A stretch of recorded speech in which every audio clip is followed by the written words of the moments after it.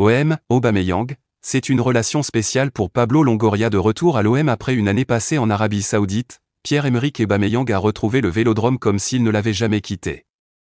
Buteur, leader et symbole de la devise « droit au but », il puise dans les leçons de sa première saison à Marseille pour écrire une deuxième histoire, sous les ordres de Roberto De Zerbi, qui s'annonce aussi passionné que la première.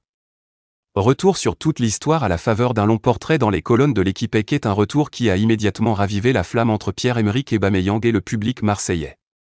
Face au Paris FC, l'attaquant de 36 ans a signé un doublé ponctué de son célèbre salto, rappelant les grandes soirées de la saison 2023 à 2024. Déjà ovationné lors de son entrée face au Séville FC en amical, il a retrouvé le Vélodrome avec la même énergie, 447 jours après son dernier match sous le maillot olympien. L'équipe lui consacre une double page revenant sur ses 2 dernières années. Depuis sa première signature à l'OM jusqu'à son retour, avec des témoins clés comme Samuel Gigot, ancien coéquipier à l'OM, ou Guilain Printemps, dans le staff olympien pour la deuxième partie de saison 2023-24 des débuts marseillais mouvementés, son premier passage à Marseille avait été marqué par des hauts et des bas. Arrivé de Chelsea en 2023 pour incarner le nouveau projet, il avait vécu l'échec du barrage de Ligue des Champions contre le Panathinaïkos, les changements successifs d'entraîneurs et une impatience croissante du public.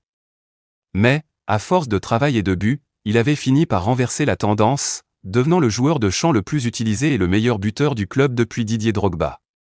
Il lui a fallu un peu de temps pour prendre ses marques. Marseille, ce n'est jamais évident.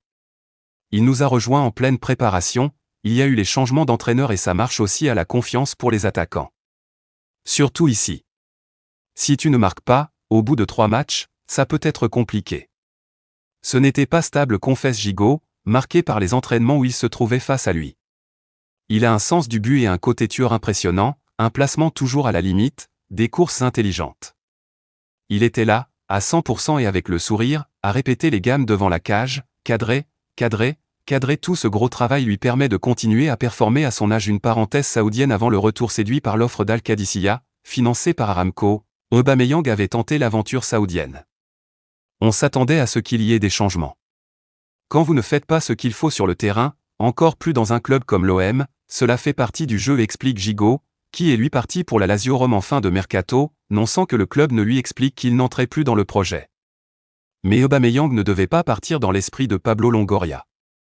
Comme le confie un proche du joueur, c'était assez étonnant de voir Pablo si ému, car normalement, cela ne le dérange pas de sortir un joueur, au contraire. Mais Oba, c'était une relation spéciale pour lui. Ils avaient d'ailleurs convenu d'un gentleman's agreement à son arrivée. Ce qui fait qu'il s'en va quand même.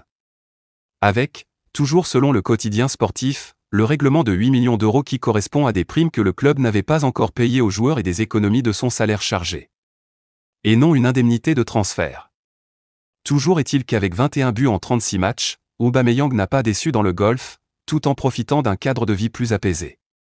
Mais lorsque l'occasion de revenir à Marseille s'est présentée à l'été 2025, il a fait le choix du cœur, acceptant même des efforts financiers pour retrouver la ferveur du Vélodrome et le projet de Roberto De Zerbi, qui avait fréquenté son grand frère lors de leurs jeunes années communes au Milan AC. Un nouveau chapitre prometteur désormais entouré d'un effectif renforcé et guidé par un entraîneur qui apprécie ses qualités. Aubameyang n'est plus le seul dépositaire des espoirs offensifs olympiens.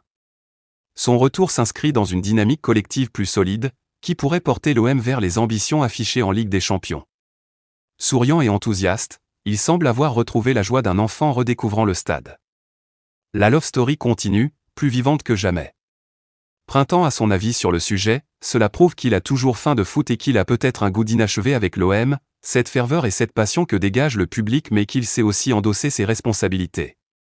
Une semaine avant de briller et de récolter les acclamations de la foule face au Paris FC, il faisait face à la presse après la défaite à Rennes, comme vous pouvez l'entendre dans notre vidéo. Un taulier qui assume son statut.